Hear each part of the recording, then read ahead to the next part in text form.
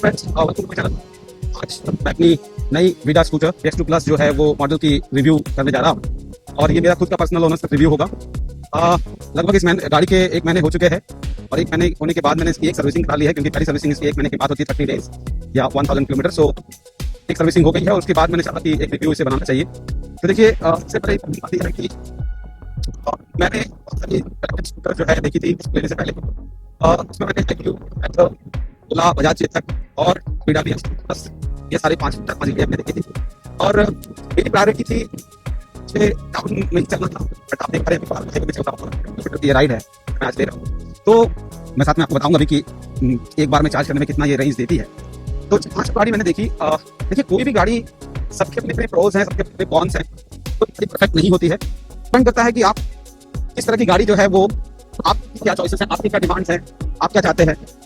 तो मेरा जो सिनेरियो है वो ये है कि डेली का रन मेरा 30 किलोमीटर का है, अप्रॉक्स 30 किलोमीटर गाड़ी डेली चलती है और इससे मुझे रेंज एक इशू मेरे लिए नहीं था। जैसे मैं ये भी गाड़ी किलोमीटर आजकल दे रही है, तो रेंज में इशू बहुत बड़ी बात नहीं थी। मेरे लिए जो प्रॉब्लम ये था कि मैं क्योंकि 6 फ्लोर पर रहता हूँ, तो मेरे लिए चार्जिंग का जो इशू है वो सबसे बड़ा इशू था। मैं इलेक्ट्रिक स्कूटर को डायरेक्टली चार्ज करने के लिए मुझे बहुत सी चीजें करनी पड़ती है, इसलिए मुझे पता कि कोई ऐसी स्कूटर हो मेरे केस में इसमें बैटरी रिमूव हो सके। तो वीडा X2 प्लस की सबसे बड़ी खासियत यह है कि इसकी बैटरी रिमूवेबल बैटरी है। 2 बैटरीज हैं, 3.4 किलोवाट की बैटरी है। तो बाकी सारी गाड़ियों में से मुझे इस गाड़ी को चुनने में ये एक बड़ा फैक्टर था।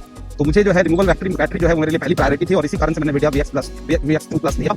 साथ ही साथ इसका डिजाइन मुझे बहुत ही अच्छा लगा। न्यू डिजाइन है, काफी अच्छा स्लिक डिजाइन है और दूसरी बात है कि ब्रांड वैल्यू, हीरो की सर्विस जो है हर जगह आपको मिल जाएगी, तो इसलिए हीरो का ब्रांड है, इसीलिए भी इंपॉर्टेंट हो जाता है। हालांकि टीवीएस भी सबसे ज्यादा सेल कर रही है इलेक्ट्रिक स्कूटर के मामले में, टीवीएस बहुत आगे है। टीवीएस की iQ बहुत ज्यादा सेल कर रही है, कोई इशू नहीं है उसमें भी। बस उसका डिजाइन मुझे बहुत ज्यादा पसंद नहीं है और डिजाइन जो है तो देखिए पसंद होता है, मुझे पसंद नहीं है, बहुत लोगों को पसंद पड़ती है।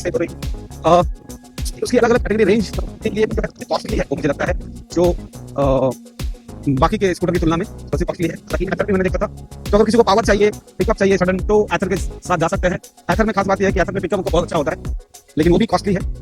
मैं इन अराउंड देख रहा था कि 1,10,20 के आसपास में मुझे कोई अच्छी गाड़ी मिल जाए, तो ये गाड़ी मुझे पसंद आई। हर लिहाज से ये मेरे रिक्वायरमेंट को फुलफिल कर रही थी। कंपनी ने 142 किलोमीटर की रेंज आईडीसी रेंज दी है, बट उतनी चलती नहीं है। मैं बताऊंगा थोड़ी देर में कि कितनी रेंज देती है। तो 30 किलोमीटर अप्रॉक्स मेरी पर डे रनिंग है, कभी कभी ज्यादा भी हो जाती है, लेकिन 30 किलोमीटर पर डे के आसपास है। तो बात यह है कि मैंने जब शुरुआत में मैंने लिया था, तो जब मैंने इसे परचेज किया था, तो उस समय इसकी जो रेंज निकल के आ रही थी वो 90-95 के आसपास आ रही थी। इकोनॉमी मोड में 3 मोड्स दिए हुए हैं। ये जो मोड्स है इसमें 3 मोड्स दिए हुए हैं। ये इको मोड है, एक राइड मोड आता है, ये देखिए राइड मोड, और ये राइड मोड है, एक स्पोर्ट्स मोड आता है। 3 मोड्स है इसमें। इको मोड में ये शुरुआत में मुझे 90-95 दे रही थी, लेकिन पहली सर्विसिंग के बाद बहुत जबरदस्त बात ये हुई कि मैंने सोचा नहीं था लेकिन मुझे बताया गया कि सर्विस सेंटर में इसका जो सॉफ्टवेयर है वो अपडेट किया गया, जिससे कि माइलेज में भी असर पड़ा, मतलब रेंज में भी इसका असर पड़ा। और अब इसकी जो रेंज है वो 100-510 के आसपास दे रही इकोनॉमी में। मैं आपको दिखाऊंगा कैसे, साबित करके बताऊंगा। ये तो 70 से 72 kilometre, 75 kilometre max to max दे पाई, उससे ज्यादा नहीं दे पाई राइड मोड में। और वो भी अगर आप स्पीड 60 के आसपास रहती है, राइड मोड में 65 तक जाती है, और अगर कहीं सिनेरियो में 65, 67, 68 तक जाती है, उससे ज्यादा नहीं जाती, 70 क्रॉस नहीं करती। तो राइड मोड में अगर आप 60 के आसपास अराउंड चलाते हैं तो 70-75 किलोमीटर चल जाएगी। अगर आप इसे स्पोर्ट्स मोड में चलाते हैं तो इसका एवरेज जो है सीधा 60 के आसपास आ जाएगा एक चार्ज से। तो आई थिंक जरूरत नहीं पड़ती है टाउन में। मुझे लगा कई बार मैंने राइड मोड में चलाते हैं, स्पोर्ट्स मोड में चलाते हैं, बट ऐसा हुआ नहीं। हर बार मुझे बस इकोनॉमी मोड में आना ही पड़ता था, बिकॉज टाउन में ट्रैफिक होता है और इसी कारण से आप 45 स्पीड जो इसकी दी गई है वो आई थिंक टाउन के लिए मोर देन एनफ है। अभी समय मैं हाईवे में चल रहा हूँ, 100 किलोमीटर का मैंने डिस्टेंस मुझे कवर करना है। 100 नहीं, एक्जैक्टली टू प्रिसाइज अगर कहा जाए तो 82 किलोमीटर मेरे घर से बहरागोड़ा से जमशेदपुर का डिस्टेंस है। 82 किलोमीटर मैं इससे अब कवर करने वाला हूँ और लगभग अभी इस समय देखिए आप 92% बैटरी है। मैंने अभी तक 8 किलोमीटर 10 किलोमीटर के आसपास मैंने ट्रैवल कर लिया, 10 किलोमीटर मैंने चल लिया है। और आपको 955 जब मीटर था तब मैंने चला था, तो 11 किलोमीटर मैं चल चुका हूँ, 11.5 समथिंग। तो अभी तक 8% बैटरी इसकी खर्च हुई है। तो आप समझ सकते हैं कि रेंज बढ़ गई है पहले से। पहले जब 100% किलोमीटर शो करते थे, थोड़ी सी बढ़ गई है।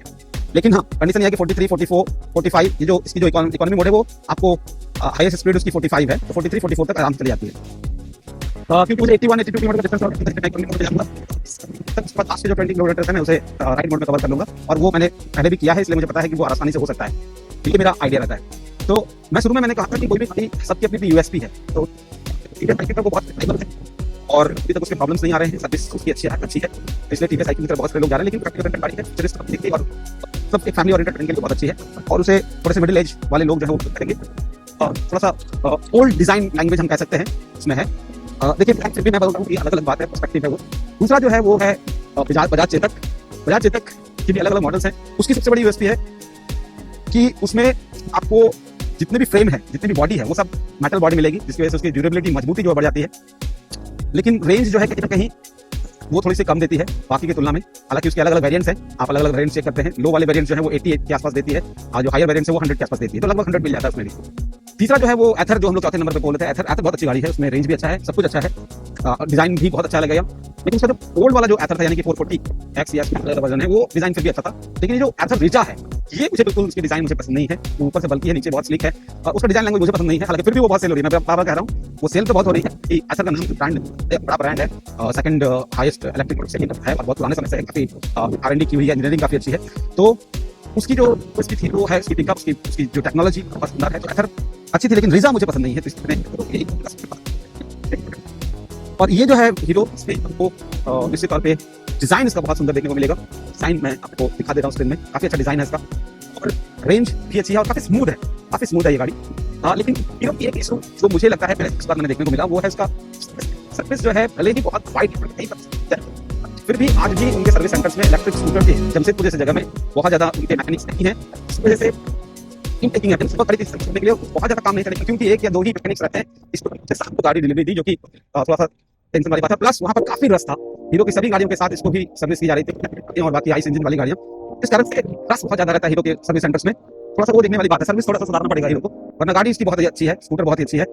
और मैं आपको थोड़ा सा भी इस बार दिखाता हूँ एक चीज, इस ट्रिप में मैं आपको दिखाता हूँ। ये देखिए, ये जो ट्रिप है, ये मैंने बीच में एक बार जगह 5 किलोमीटर चलने के बाद जो है, उसको एक्चुअली क्या होता है कि जैसे ही आप गाड़ी रोकेंगे तो वो दोबारा से शुरू हो जाता है। तो जहाँ पर मैंने गाड़ी रोकी थी 4-5 किलोमीटर चलने के बाद, मैंने स्टार्ट किया था 955 था उसमें, और अभी देखिए 969 चल चुके हैं, यानी कि 14 किलोमीटर। तो मैंने 5 किलोमीटर 6 किलोमीटर चलने के बाद जो है, मैंने इसे क्या किया था कि स्टैंड पे रोका था, जिसके कारण से वो इंजन किल हो गया, उसका नया से फिर शुरू हो गया। उसका जो करंट मीटर है, करंट राइड जो है वो दिखाता है। तो देखिए अभी 90% बैटरी है, और मैंने अभी तक 90-55 से शुरू की थी, तो यानी कि 14 लगभग 15 किलोमीटर जो है ये गाड़ी चल चुकी है सिर्फ 10% में। तो गजब का रेंज ये दे रही है, और बहुत ही अच्छी बात है। मतलब कुल मिलाकर आई एम वेरी सेटिस्फाइड, गाड़ी से मैं बहुत सेटिस्फाइड हूँ। हाँ, इसमें सबसे बड़ी अच्छी बात क्या है एथर और इसमें, वो ये है कि इसमें एक फास्ट चार्जिंग का पॉट दिया हुआ है। अगर आप कहीं पर टाउन एरिया में है जहाँ पर फास्ट चार्जिंग की सुविधा है, एथर और विडा की चार्जिंग एक साथ एक जगह हो जाती है, तो आप इस जगह से फास्ट चार्जिंग जो है कर सकते हैं। इसमें एक USB केबल भी दिया हुआ, लगाने के लिए दिया हुआ पोर्ट, जिससे आप अपने मोबाइल को चार्ज कर सकते हैं।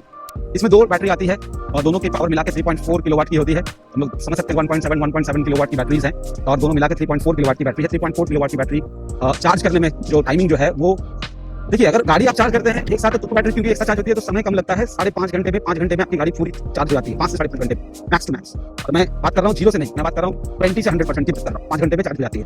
लेकिन अगर आप बैटरी निकाल के चार्ज करते हैं, तो क्योंकि आपको सिंगल जो पोर्ट रहता है चार्ज करने का, तो एक बैटरीज जो है वो 20 से 100 होने में 3 घंटे लगाती है, 3 से 3.5 घंटे, 3 घंटे 15 मिनट से 3.5 घंटे लगाती है।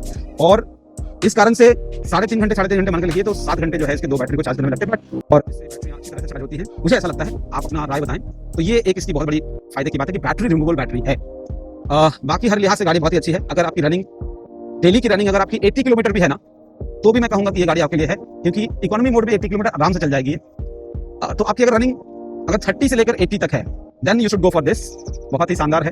आप आराम से 80 किलोमीटर चलाने के बाद आके, जब चेन्नई आने के बाद आराम से आप चार्ज पे लगा सकते हैं, और फिर से सुबह जाने के लिए तैयार हो जाएगी गाड़ी। तो आपके लिए फायदे का फायदा है। देखिए हर महीना जो है मुझे लगभग, मैंने हिसाब किया कि 1200 के आसपास मेरा किलोमीटर चलता था, और 1200 किलोमीटर चलाने के लिए मुझे 2400 से 2500 रुपए का तेल भरना पड़ता था। अगर 50 की माइलेज देती है तो 2500 का तेल भरना पड़ता था। तो 2500 का जो बचत है वो हर महीने होगा। तो उस हिसाब से एक साल का जो है वो 25,000 और प्लस 30,000 का बचत होगा। तो आप समझ लीजिए कि 30,000 हर साल बचेगा, तो 3 साल में ही हम लोग कवर कर लेंगे।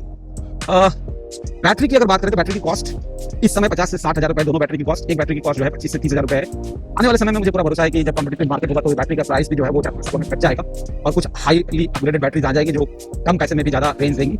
इसलिए कहीं से भी ये घाटे का सौदा नहीं है। सो आई एम वेरी सेटिस्फाइड। अगर आप लोग भी कोई इलेक्ट्रिक स्कूटर देख रहे हैं, आप अपना पहले रिक्वायरमेंट देखें। मेरी रिक्वायरमेंट रिमूवेबल बैटरी थी, आपकी कुछ और हो सकती है। गाड़ियां सब अच्छी हैं, लेकिन हाँ, अगर आपको सबसे ज़्यादा रेंज चाहिए तो आप निश्चित तौर पर ओला पे जा सकते हैं। बट ओला की सबसे बड़ी प्रॉब्लम है उसकी सर्विस, जो कि बहुत ही ख़राब है, और इसलिए इस समय ओला काफ़ी पिछड़ रही है। तो निश्चित तौर पर अगर आप कोई इलेक्ट्रिक स्कूटर देख रहे हैं, तो आप हीरो विडा VX2 प्लस को कंसिडर कर सकते हैं। आपको ये वीडियो कैसा लगा प्लीज़ बताएं, और मेरे चैनल को फॉलो, सब्सक्राइब और इस वीडियो को शेयर करें। धन्यवाद।